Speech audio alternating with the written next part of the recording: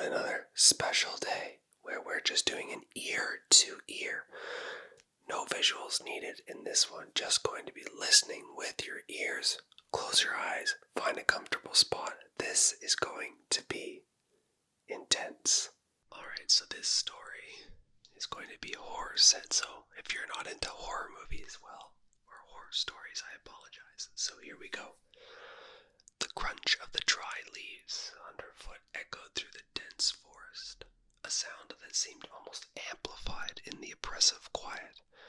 Sean's breath formed soft clouds in the chilly air as he adjusted his backpack and glanced at his phone for the 100th time. The screen showed no signal, just like it had for the last 2 hours. He'd set out that morning full of confidence. Hiking was supposed to be an escape, a way to clear his head and reconnect with nature. The trail he'd chosen was well-reviewed online, and he downloaded a map, confident he'd navigate it without issue. But along the way, he'd taken a wrong turn. Now the trail was nowhere to be seen, replaced by an endless sea of towering pines that seemed to close in tighter with every passing minute. Sean tried to stay calm. He'd read enough survival guides to know the importance of keeping a level head. He stopped taking stock of his surroundings. The trees stretched endlessly in every direction, their gnarled black branches intertwining like skeletal fingers. The forest floor was uneven, littered with fallen branches and thick patches of moss. In the distance, the faint sound of running water offered a potential direction to follow, but even that seemed deceptive, a distant whisper that could easily be imagined. "Stay calm," he muttered to himself. His voice sounded small and hollow in the vastness. He pulled out his compass only to realize the needle was spinning erratically as if the forest itself were mocking his efforts. He followed the sound of the water, reasoning that it might lead to a stream and eventually lead to civilization. The deeper he ventured, however, the stranger the forest became. The air grew colder, and the trees seemed to twist unnaturally, their trunks bent at odd angles. Shadows danced in the corners of his vision, but when he turned, nothing was there. After an hour of walking, Sean came upon a clearing. In the center stood an old, crumbling cabin. It looked abandoned, its wooden walls covered in moss and ivy. One of the windows shattered, and the doors hung slightly ajar, creaking softly as if beckoning him inside. Despite every instinct screaming at him to stay away, he approached. Maybe there was something useful inside, a map, supplies, anything. The cabin's interior was even more decrepit than the outside. The floorboards groaned under his weight, and a thick layer of dust coated every surface.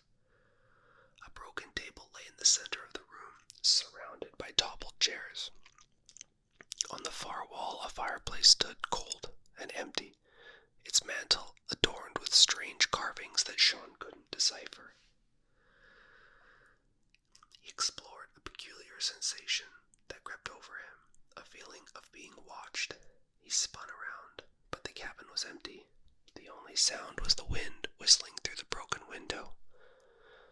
Then he noticed something that made his blood run cold. Footprints in the dust.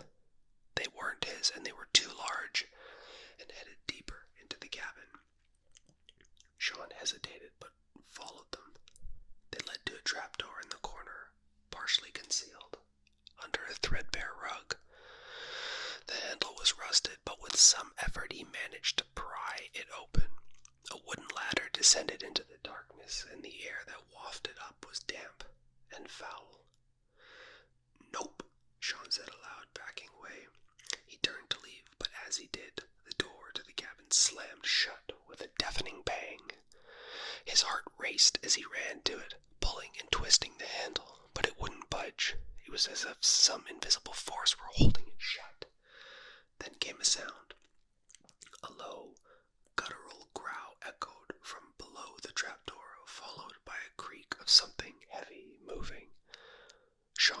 shadows, his breath catching in his throat. Whatever was down there, it was coming up.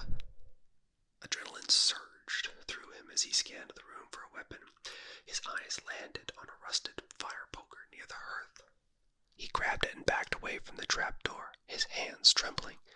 The growling grew louder, accompanied by an unmistakable sound of claws scraping against wood. Then, silence. The trapdoor was still open, but nothing emerged. Sean held his breath, his knuckles white as he gripped the poker. Minutes passed, each one feeling like an eternity.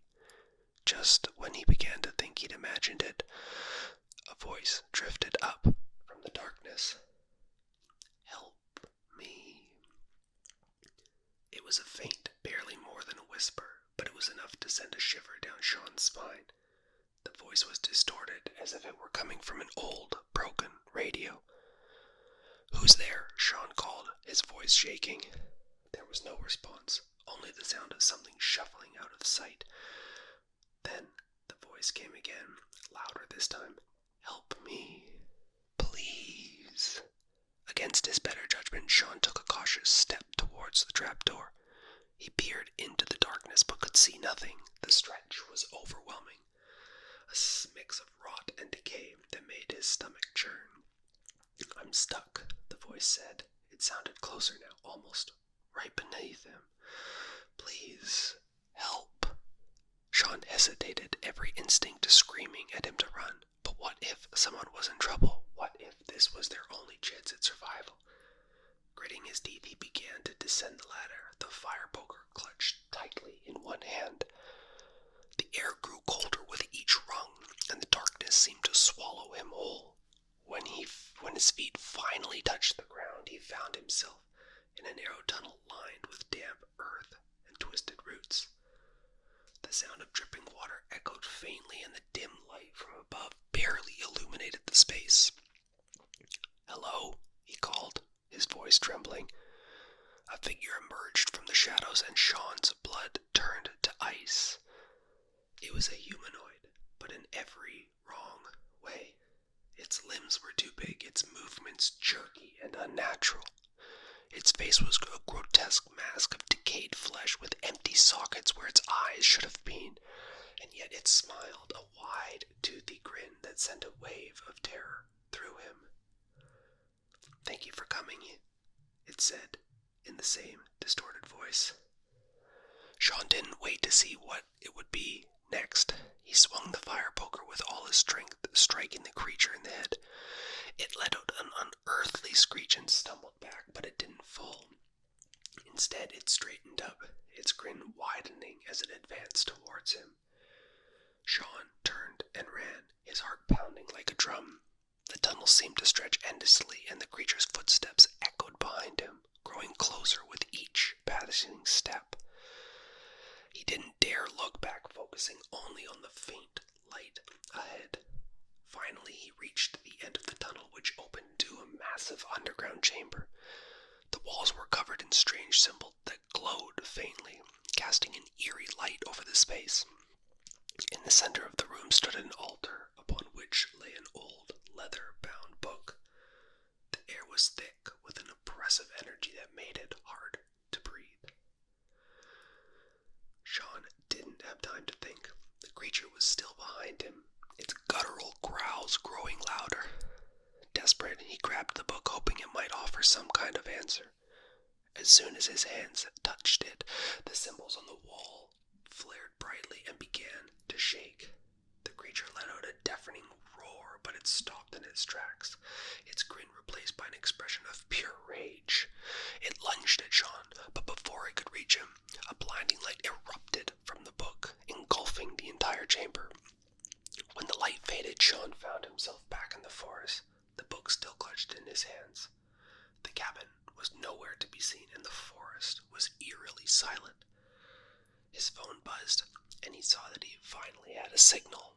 Without hesitation, he called up for help and gave his coordinates. As he waited for rescue, Sean couldn't shake the feeling that he was still being watched.